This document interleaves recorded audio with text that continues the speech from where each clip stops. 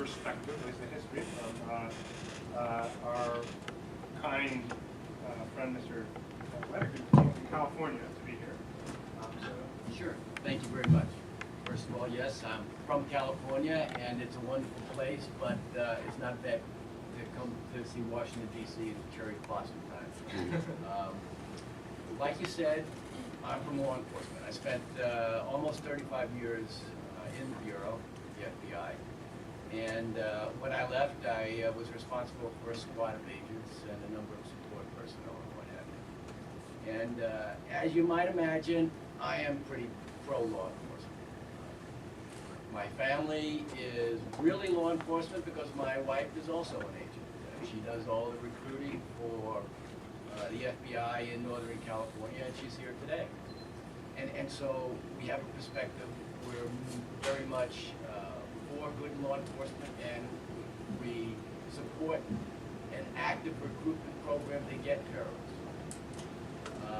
Having said that, since retiring from the Bureau in 2004, I've also had occasion to work a number of terrorism cases, not just in California, a lot of them media-driven, but in Miami, Florida, up in Seattle, case down in Miami, 3C7, and Rihanna Waters up in Seattle, Washington, and a couple of today still ongoing in Portland with respect to an ongoing terrorism, and another one just some lawyer just called me up in Toledo, Ohio. And so having said that about being pro-law enforcement and also working terrorism from, if you will, the defense side,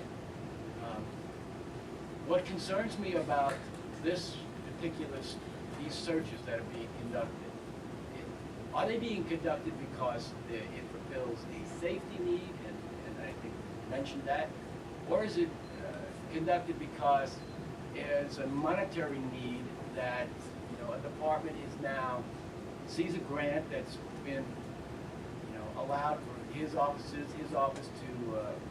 procure, and so they submit the grant and they get the money. And so when I look at this particular situation, it almost smacks that what they're really doing is the monetary need, because I just don't see the response was in because of a situation that occurred, as in Madrid, as in London, where they had the bombings of the subways, because they waited 3 years before they decided to implement this program. And it terribly troubles me because, you know, like you, the moderator mentioned it a little bit ago, you know, he gives a lecture on constitutional law, and he's got his students, you know, leaving the classroom, going down into the subway, and they're confronted with this, and, you know, and rightfully or maybe wrongfully, they want to get into an argument with the police officer right there because they feel like they're being picked on. They're wondering where this is coming from. You know, after all, do I look like a terrorist? And after all, when you look in my bag and you see that I've got, you know, I ran out of the house today and I have my prescription for headache and I just threw the pills in there. Now, is that going to cause a problem? And do I now have to, because I got that pill in the bottom of my briefcase or my purse, is that going to cause me to have to now do another way to get to work, or you know, somehow interfere with my transportation plans? And so it becomes really troubling. Now that's a law school student, all right? Let's ask a former FBI agent with 35 years experience. You know, it troubles me too. You know, as I got back problems too.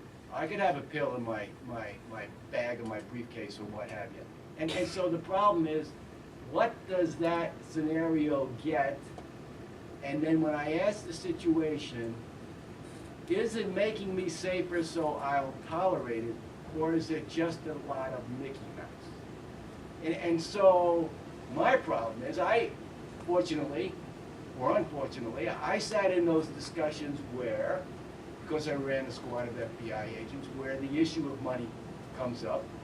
And, you know, quite frankly, after 9/11, what happened after 9/11? We all saw those buildings come down. We saw Congress pump millions upon millions of dollars. And don't think it wasn't lost on all the police departments in the United States as to who could get those dollars and what do they have to do to get those dollars.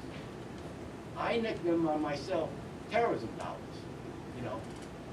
If you had a terrorism case, you could ask for more cars.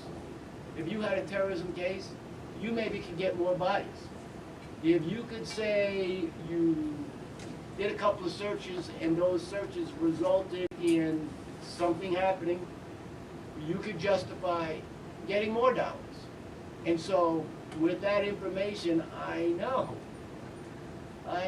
that it is true that there is a safety need, and I know that there's a monetary equation that goes on every administrator's head, inside every administrator's head, when this comes up and he says to his deputy, let's see what the Office of Justice Programs has available by the way of grants.